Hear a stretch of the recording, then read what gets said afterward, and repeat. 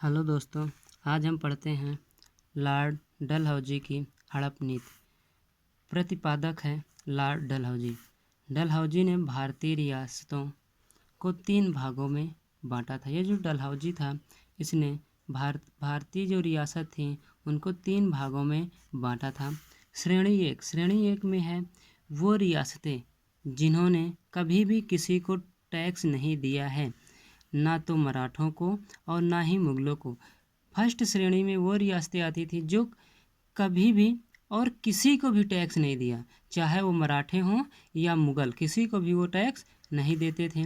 British सरकार इनके मामले में कोई हस्तक्षेप नहीं करेगी। ये जो फर्स्ट श्रेणी की रियासतें थी, इसमें ब्रिटिश सरकार इनके मामले में कोई भी हस्तक्षेप नहीं करेगी। श्रेणी दो में वो रियासतें जो कभी पहले मराठों को टैक्स या मुगलों को टैक्स देती थी। श्रेणी टू में वो रियासतें आती हैं जो कभी पहले मराठों को टैक्स देती थी या मुगलों को टैक्स देती थी, अब ब्रिटिश सरकार को टैक्स देगी। जो श्रेणी 2 की रियासतें हैं, अब वो ब्रिटिश सरकार को टैक्स देंगी। इनको दत्तक पुत्र के मामले में अनुमति लेनी पड़ेगी। अगर ये इनके राजा किसी भी पुत्र को, दत्तक पुत्र को या किसी दूसरे के पुत्र को गोद लेंगे तो उन्हें ब्रिटिश सरकार से अनुमति लेनी पड़ेगी। श्रेणी थ्री में जो ब्रिटिश सरकार के सनद द्वारा स्थापित की गई थी। श्रेणी 3 में वो रियासतें आती हैं जो ब्रिटिश सरकार थी उनके सनद द्वारा क्या की गई थी, सनद द्वारा स्थापित की गई थी, जैसे झांसी और सतारा। इनको दत्तक पुत्र लेने का अधिकार नहीं था।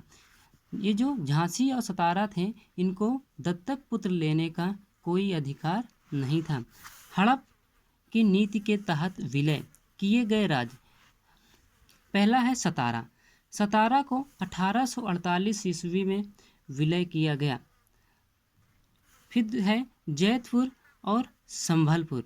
जैतपुर और संभलपुर को 1849 ईस्वी में।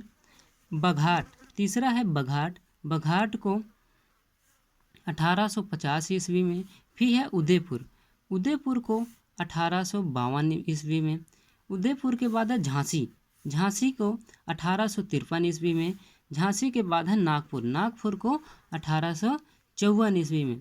इसके बाद आता है नागपुर को 1854 ईस्वी में हड़प नीति के तहत विलय किए गए थे। ये जो राज्य हैं, ये सब हड़प नीति के तहत विलय किए गए राज्य हैं। इसके बाद है सतारा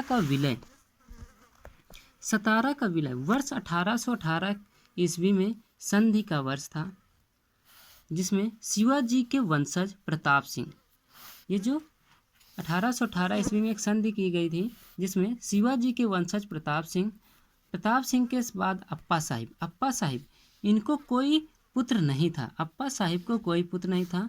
डलहौजी ने इनको विलय किया। डलहौजी ने इसको क्या किया था, विलय किया था।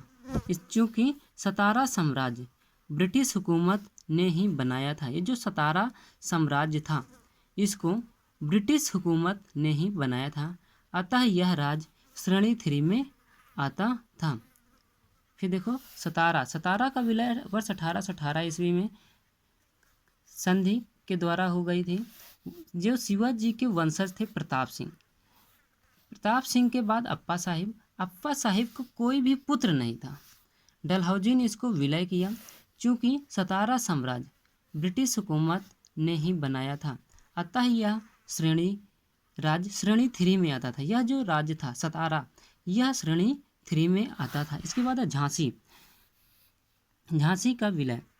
इस साम्राज्य की स्थापना भी ब्रिटिश सरकार ने ही की थी, अतः यह श्रेणी 3 में आता है। ये जो झांसी का विलय है, यह भी श्रेणी 3 में ही आता है।